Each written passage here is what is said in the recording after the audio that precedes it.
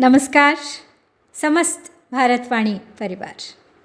हम सुन रहे हैं महाकाव्य महाभारत की कथा राधेश्याम महाभारत के सौजन्य से। आज प्रारंभ करेंगे एक नया अध्याय। अर्जुन का द्रौपदी से विवाह हो चुका। पांडवों को निर्विघ्न खांडव प्रस्थ का राज प्राप्त हो चुका है, जिसे उन्होंने बसाया है, सजाया है, संवारा है और सुख से वो रह रहे हैं। जनता भी प्रसन्न है। राम राज्य सा राज्य है पांडवों का। लेकिन समय सदा एक सा नहीं रहता, फिर बदलने वाला है, फिर होने वाला है उनकी कथा में कुछ और। तो चलिए प्रारंभ करते हैं। पांडव खांडव प्रस्थ में रहते थे सानंद, राम राज्य सा राज्य था, जनता थी निर्द्वंद्व। षट ऋतुएं नियम पूर्वक थी, पड़ता था दृष्टि अकाल नहीं। एकाएक प्रलय मचा डाले, आता था वह भूचाल नहीं। टिड्डी दल अपना दल बल ले, करता था कृषि को नष्ट नहीं। कृषकों को किसी प्रकार वहाँ सपने में भी था कष्ट नहीं। सकल प्रांत में शांति थी, था आनंद संतोष। सहना पड़ता था नहीं कभी दैव का रोष।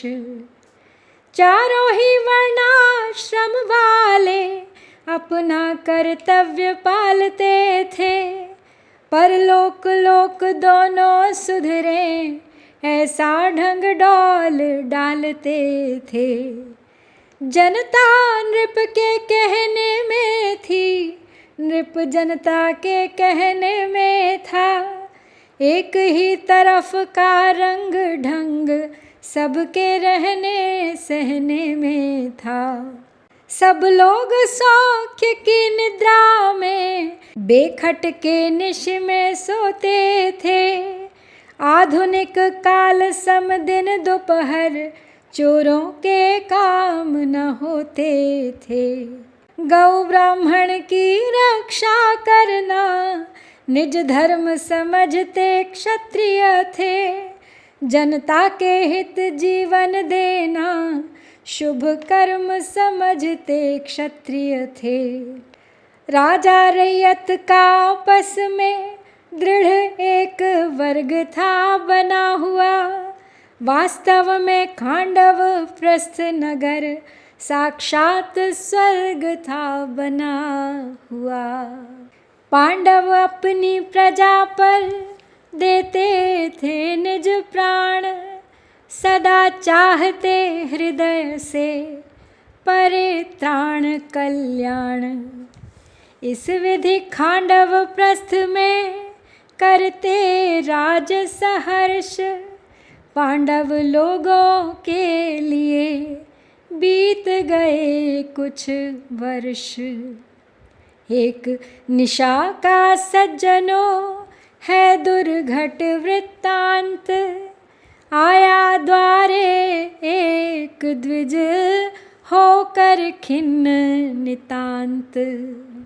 बोला पांडव दल के होते, ब्राह्मण की ऐसी दुर्गति हो। जो धर्म प्राण से भी प्रिय है, उस धर्म सनातन की क्षति हो।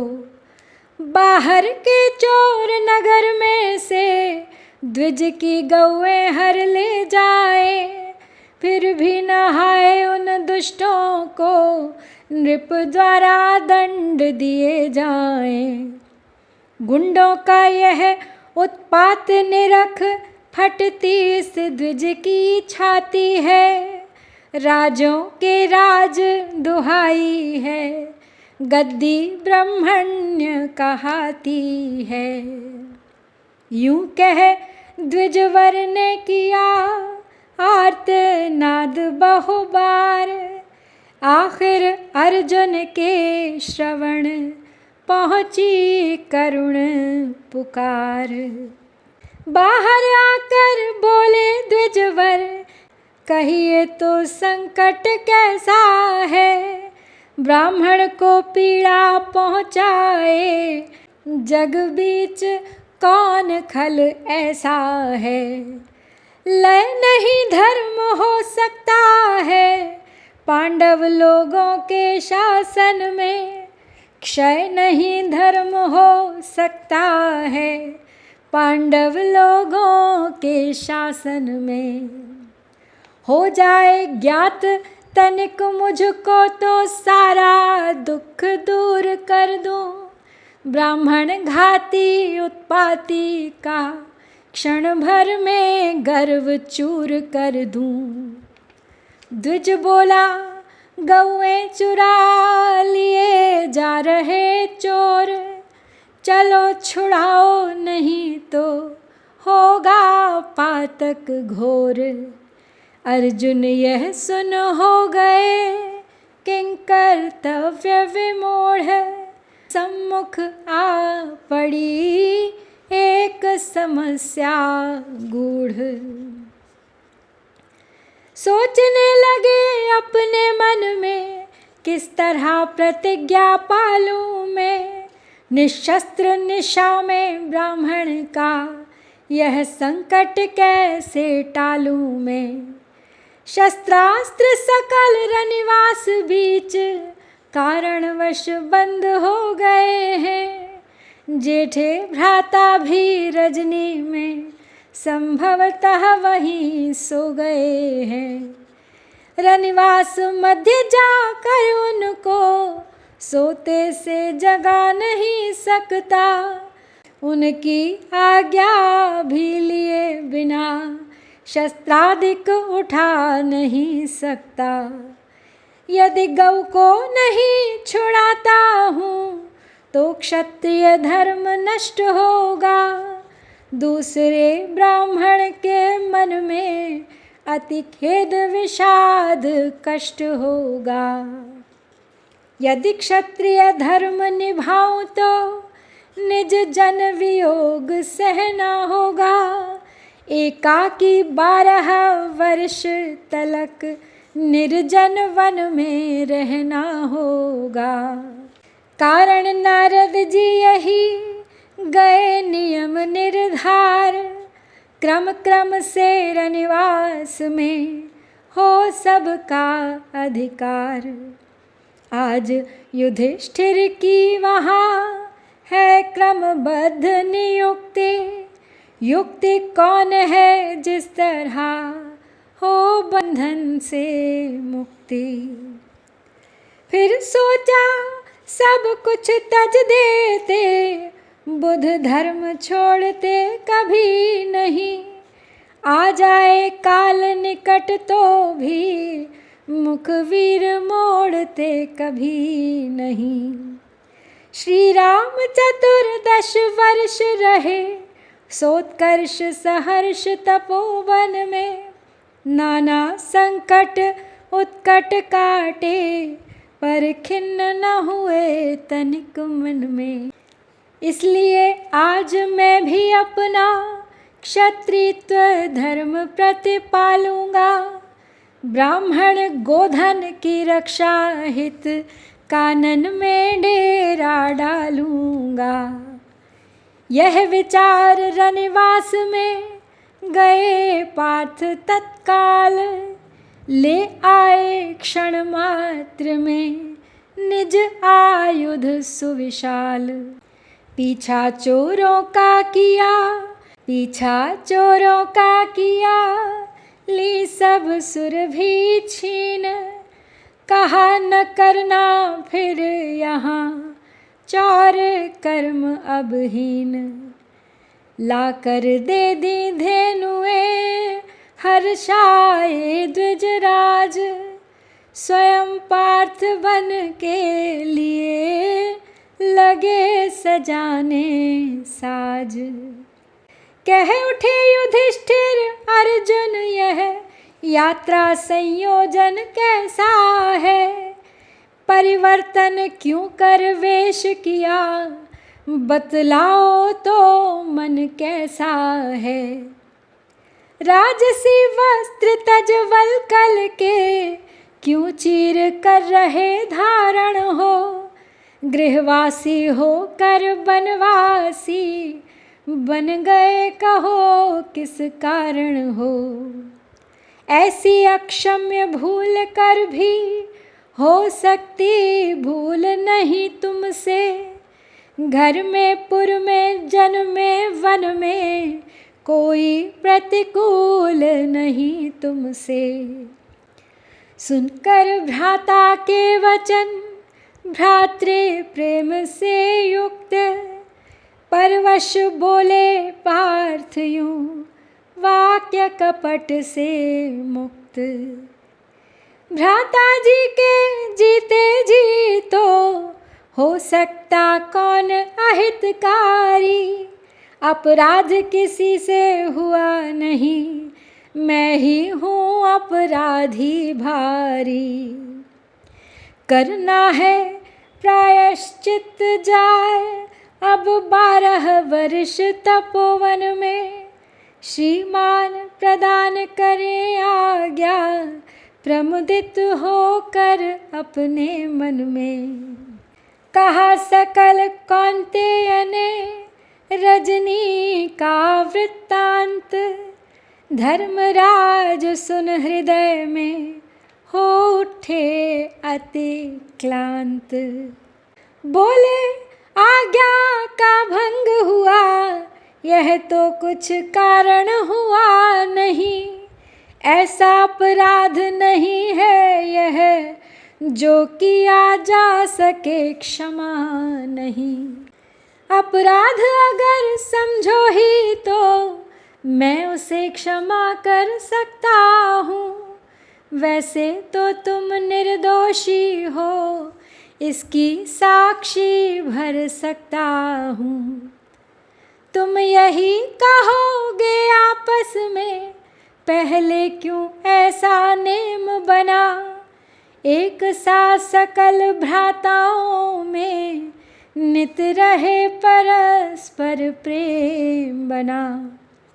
सो परमेश्वर की करुणा से, वह प्रेम आज तक दृढ़तर है। सच पूछो तो इस घटना से, हो गया और भी बढ़कर है। वास्तव में गो ब्राह्मण के प्रति, उपकार महान किया तुमने। अनिवार्य कार्य जो मेरा था, उसको मतिमान किया तुमने। फिर कैसे मैं अपने मुख से, वन जाने को कह सकता हूँ। भाई का कभी वियोग नहीं, इस जीवन में सह सकता हूँ। भ्रातृ प्रेम में भ्रात को, देखा जभी अधीर। तक्षण वीरोचित वचन, बोले अर्जुन वीर। श्रीमान आप तो सत्य मूर्ति, सर्वदा सत्य प्रतिपालक हैं। पथदर्शक स्वयं दूरदर्शी, सद्धर्म न्याय संचालक हैं। सोचिए तनिक तो नारद के, वचनों को किस विधि टालूं मैं। जो नियम सबों ने मान लिया, वह तोड़ किस तरह डालूं मैं। आज्ञा कर दूं यदि आज भंग, औरों को साहस कल होगा। उपसुंद सुंद सम ऐक्य सूत्र, फिर एक दिवस निर्बल होगा। शूरों की सच्ची शोभा है, सर्वदा प्रतिज्ञा पालन में। नरसिंहों को तो वैसे भी, समुचित निवास है कानन में। दूसरे मनुज को जीवन में, स्वावलंबन भी आवश्यक है, करने को नाना ज्ञान प्राप्त, देशाटन भी आवश्यक है। जगती में इसी बहाने से कुछ दिवस भ्रमण कर आऊँगा, होगा समाप्त वनवास जभी वापस अपने घर आऊँगा। अर्जुन ने रखा नहीं कहने को अब ठौर, धर्मराज आगे न फिर बोल सके कुछ और। इतना बोले ऐसा दुर्दिन आएगा अगर जानता मैं, नारद जी के उन वचनों को तो नहीं कदापि मानता मैं। मुनि जी का भी कुछ दोष नहीं, यह दोष भाग्य का मेरे है, जो आठों याम जन्म से ही निर्दय हो रहता घेरे है। क्या क्या भविष्य में और अभी संकट सहना होगा जाने, जगदीश शोक के सागर में कब तक बहना होगा जाने। दुख प्रकट कर इस तरह हुए युधिष्ठिर मौन, उर पीड़ा द्रौपदी की कह सकता है कौन।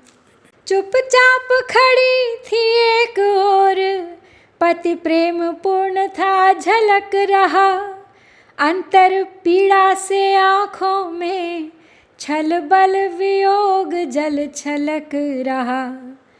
पर घोर अमंगल के भय से बाहर बहती थी धार नहीं, पांचाली परवश हो अपना कह सकी हृदय उद्गार नहीं। अर्जुन कह उठे दिन जाने लगता कुछ भारी समय नहीं, ज्ञानी सुख दुख समान समझ करते पीड़ित निज हृदय नहीं। जुड़ा विदा के समय पर प्रजा वर्ग सब आन, नारद भी आए वहाँ गाते यह शुभ गान। कर प्रणाम गुरुजनों को मन में धर हर ध्यान, अर्जुन ने वन के लिए किया समुद्र प्रस्थान। कृष्णा ने रखी भोजन की पोटली साथ में अर्जुन के, राजा ने भेजी द्विज जन की मंडली साथ में अर्जुन के। वनवासी अर्जुन विविध दृश्य लखते हर्षाते जाते थे, ब्राह्मण पंडित विद्वानों के वचनामृत पाते जाते थे। पढ़ते जो तीर्थाश्रम मग में लेते थे वे विश्राम वहाँ, मंदिर जिस जगह देखते थे करते थे दंड प्रणाम वहाँ। इस प्रकार लेते हुए मन विनोद विश्राम, पहुँच गए द्विजगण सहित हरिद्वार शुभ धाम। दृश्य देख कर तीर्थ का तृप्त हो गए पार्थ, जिधर देखते थे उधर फैला था परमार्थ। ऋषि मुनि तापस गण आतप में तन्मय हो तप में तत्पर थे, हरि कीर्तन प्रेमी गंगा तट हरि कीर्तन जप में तत्पर थे। मृग छोने हिल मिल सिंहों के बच्चों संग करते क्रीड़ा थे, सिंहों के बच्चे उस वन में देते न किसी को पीड़ा थे। सचमुच ऐसा ही हरिद्वार कुछ रम्य तपोवन पावन था, जिसकी शोभा सुषमा विलोक लज्जित होता नंदन वन था। अब तो कुछ टका पंथियों ने यह तीर्थ भ्रष्ट कर डाला है, आचरण बुरे कर्मों का कर सत्कर्म नष्ट कर डाला है। हरिद्वार फिर हरिद्वार भारत का शुच शांति स्थल है, पल पल कल कल उज्जवल शीतल बहता निर्मल गंगा जल है। यह वही गंगा है जिसका अवतारण किया भगीरथ ने, लोकोपकार कर पितरों का उद्धारण किया भगीरथ ने। रम्य स्थली विलोक कर गंगा जी के पास अर्जुन विप्रों के सहित करने लगे निवास। बन गए पूर्ण अब वनवासी, खाते थे कंद मूल फल ही, वह भी जब कभी न मिलते तो रहते पी कर केवल जल ही।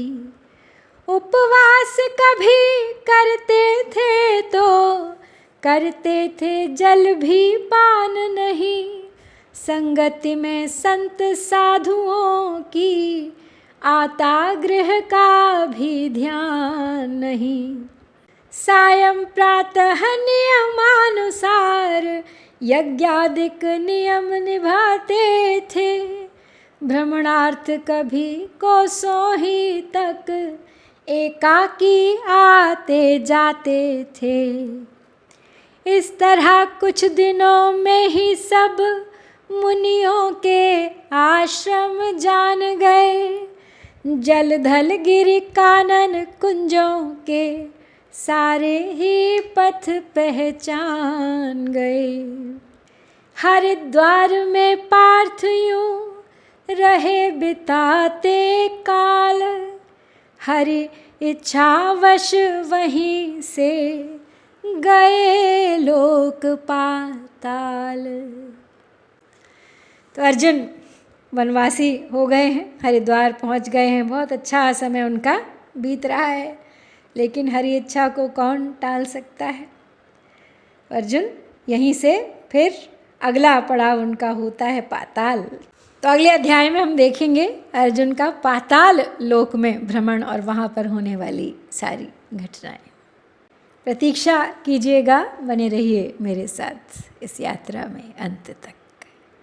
ओम नमो भगवते वासुदेवाय।